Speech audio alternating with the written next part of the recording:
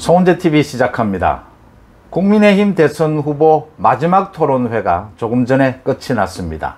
이제 내일부터 4일까지 나흘 동안은 내일 당원들에 대한 모바일 투표를 시작으로 해서 당심 민심에 대한 조사가 이루어지고 이제 11월 5일 금요일이죠. 대선 후보가 결정이 됩니다.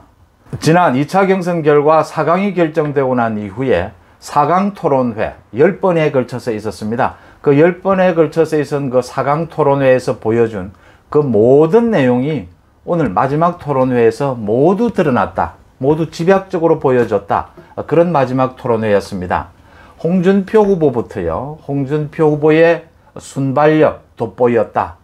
유승민 후보 경제를 비롯한 정책 공약 토론하는 능력, 공약에 대한 준비 알차다는 것 느껴졌다. 윤석열 후보 토론회 16번을 거치면서 굉장히 발전했다. 오늘은 거의 이제 오랫동안 정치를 해온 사람 못지않은 그런 유연한 토론 실력을 보였다. 원희룡 후보, 민주당의 이재명 후보 1타 강사로 꼽히지 않습니까? 이제 1타 공격수다 라고 이야기를 하면서 이재명 후보에 대해서 많이 준비되어 있는, 특히 대장동 의혹에 대해서 많이 준비되어 있는 모습을 충분히 볼 수 있었다. 이렇게 좋은 점, 덕담부터 제가 시작을 합니다.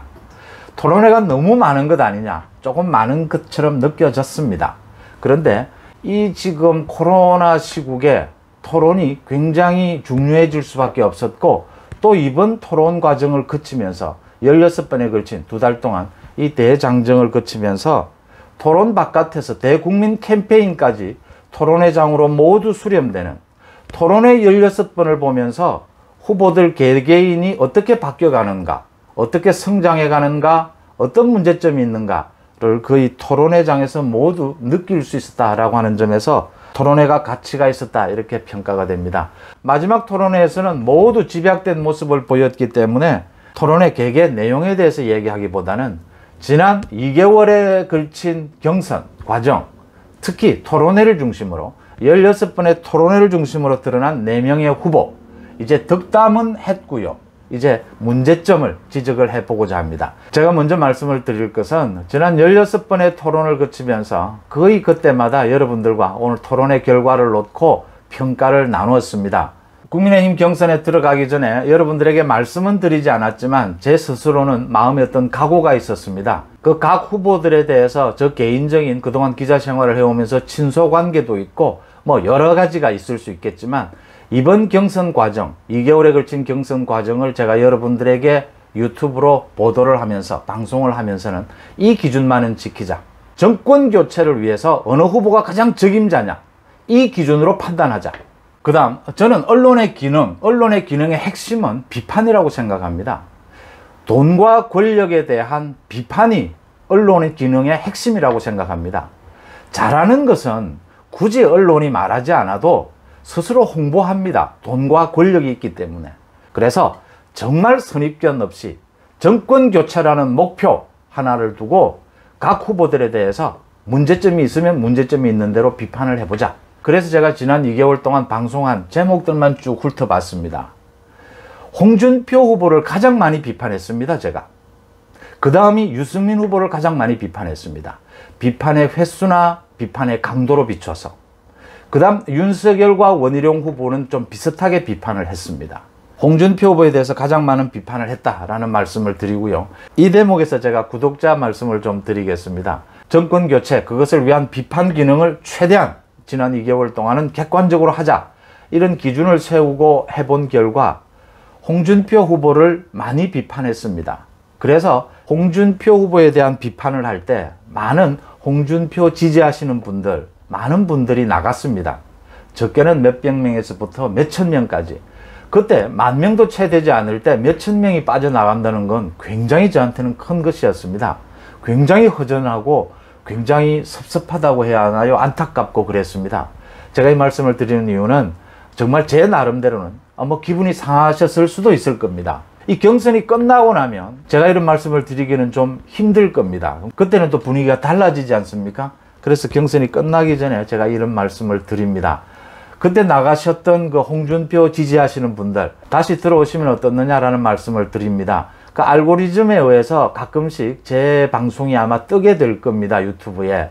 그러면 보시고 혹시 이 방송을 보시면 다시 들어와 주십사 하는 부탁을 제가 정말 드립니다. 저는 저 나름대로 객관적인 기준에 의해서 했다라는 그런 말씀을 드리는데 혹시 기분 나쁘셨을 수는 있습니다. 혹시 제가 비판을 하면서 좀 과도해서 기분이 상하셨다면 그건 순전히 저의 표현 능력, 방송 능력 탓입니다. 제 잘못입니다. 그런 부분이 있다면 이해를 해주시고 다시 들어와 주십사 하는 말씀을 여기서 드립니다. 지금 뭐 각종 여론조사 쏟아지고 있지 않습니까? 또 각 캠프마다 주장도 쏟아지고 있습니다. 계산도 쏟아지고 있습니다. 역선택도 있고 외연 확장도 있습니다. 제가 보기에 역선택은 5에서 10%라고 봅니다. 이 역선택을 막는 방법은 이제 당원들이 투표로서 역선택을 받지 않는 다른 후보에게 몰아주는 방법입니다. 지난 1차와 2차 경선 때처럼 윤석열 후보가 대표적인데 윤석열 후보로 몰아지는 당심이 10%가 넘을 것이냐 라는 부분이 승패를 결정할 것이다 이렇게 보입니다. 당심 투표가 얼마만큼 압도적일 것이냐, 1차 경선, 2차 경선 때와 같은 그런 정도의 압도적인 거라면 이건 당연히 역선택을 충분히 막을 수 있고요. 그 정도까지는 되지 못할 것이다. 그래도 역선택을 막는 수준은 될 것이다. 하지만 역선택만은 막아야 한다. 이 선거가 왜곡되는, 선거 결과가 왜곡되는 이 부분을 막아야 한다는 측면에서 끝까지 당원들이 안심할 수는 없는 부분이다 라는 게 제 생각입니다. 그럼 지난 2개월 동안의 경선 과정에 대해서 비판적인 시각으로 제가 4강 후보를 중심으로 총평을 해보고자 합니다. 여러분들과 같이 의견을 나누고 싶습니다. 이번에는 윤석열 후보부터 해보고자 합니다. 윤석열 후보, 제가 좀 평가가 후했습니다. 윤석열 후보가 보여줬던 문재인 정권에 맞서온 그 경력, 그로 인한 정권 교체의 희망, 그 다음 윤석열 후보는 정치 신인이라는 점에서 제가 기준이 좀 후했던 건 사실입니다. 윤석열 후보가 많이 성장한 것도 맞고요. 오늘보다 뭐 더 나은 내일 이야기를 언제나 했는데, 그런데 문제가 정책적인 부분, 공약에 있어서, 그러니까 문재인 정권과 이어지는 이재명의 대장동 비리, 문재인 정권과 이재명으로 이어지는 이 고질적인 부정부패, 이 고리를 어떻게 끊어야 하는지에 대해서는 윤석열 후보가 확실합니다. 그동안 보여주기도 했고요. 앞으로의 비전, 공약 부분에 있어서 윤석열 후보가 그 조심스러운 책임감 충분히 보여줬습니다. 책임감 못지않게 이제는 굵직굵직한 많은 현안들이 있습니다. 그 부분에 대해서 윤석열 후보가 이제는 정말 정리해서, 앞으로 4개월이 남았습니다. 본선에 만약 윤석열 후보가 나가게 된다면 이제는 좀 정리해서 이제 국민들에게 쉽게 윤석열이 앞으로 만드는 나라는 이 부분은 이런 것, 저 부분은 저런 것이다 라고 하는 것을 알려줄 수 있어야 한다. 언제까지 정치 신인이니까 하고 이해해 줄 수는 없다 라고 하는 부분입니다. 물론 국민의힘 당원들, 보수 지지층들은 많이 이해를 해줄 겁니다. 윤석열 후보에 대해서. 윤석열 후보가 본선에 나간다 하더라도, 공약에서 좀 취약점을 보인다 하더라도 보수의 지지층들은 좀 이해를 해줄 겁니다. 중요한 것은 중도층과 진보입니다. 이게 일부라고 하더라도 이 지지도 끌어와야 하지 않습니까? 그 사람들에게 설득력 있는 공약도 낼 수 있어야 한다 라는 부분입니다. 그 다음 원희룡 후보를 다시 봤다라고 하는 사람들이 굉장히 많죠. 원희룡 후보는 정말 이제 한 가지만 빼면 정말 문제가 없을 정도입니다. 그 한 가지가 문제는 가장 큰 문제입니다. 가르치려 한다라는 것이죠. 국민들, 유권자는 가르치는 대상이 아닙니다. 언제나 대화하고 가슴을 나누고 언제나 고통, 힘든 것을 같이 나누는 것이 유권자죠. 좀 더 공감하는 대중 정치인으로서의 정치 감각, 그 부분만 첨가가 된다면 언제나처럼 원희룡 후보는 앞으로 더 큰 일들을 할 수 있을 것이다 이렇게 보입니다. 그 다음 유승민 후보, 홍준표 후보입니다. 이 두 후보에 대해서는 공통적으로 이 부분을 이야기하고 넘어가겠습니다. 제가 가끔씩 바둑을 둡니다. 바둑을 두면서 바둑에서도 전략을 짜지 않습니까? 가장 중요한 것은, 바둑은 치열한 승부지 않습니까? 치열한 승부에서, 바둑의 세계에서 가장 많이 지적하는 것이 효율성입니다. 무조건 이겨야 하는 데 있어서는 작전의 효율성, 전략의 효율성입니다. 효율성이 떨어진다라고 하는 것은, 상대방에 비해서 효율성이 떨어진다라고 하는 것은 지는 것을 의미하는 것이죠. 그러니까 작전의 일관성을 가장 이야기하는 겁니다. 홍준표 후보와 유승민 후보는 이번 경선 과정에 들어와서 이렇게 작전에 일관성이 없었습니다. 전략이 효율적이지 못했습니다. 왔다 갔다 했습니다. 많은 사람들이 과거에 홍준표는 저러지 않았는데 이상하다. 유승민이 저런 사람 아니었잖아. 정책 부분에 있어서는 저런 사람이 아니었는데 왜 저렇지? 두 사람에 대해서 유독 그 이야기를 많이 했습니다. 윤석열과 원희룡에 대해서는 언제나 모습이 일관됐습니다. 잘못하면 잘못하는 대로, 좀 발전하면 발전하는 대로 일관된 모습을 보여줬습니다. 홍준표와 유승민은 왔다 갔다 했다. 일관된 작전도 보여주지 못하면서 신뢰가 무너졌다.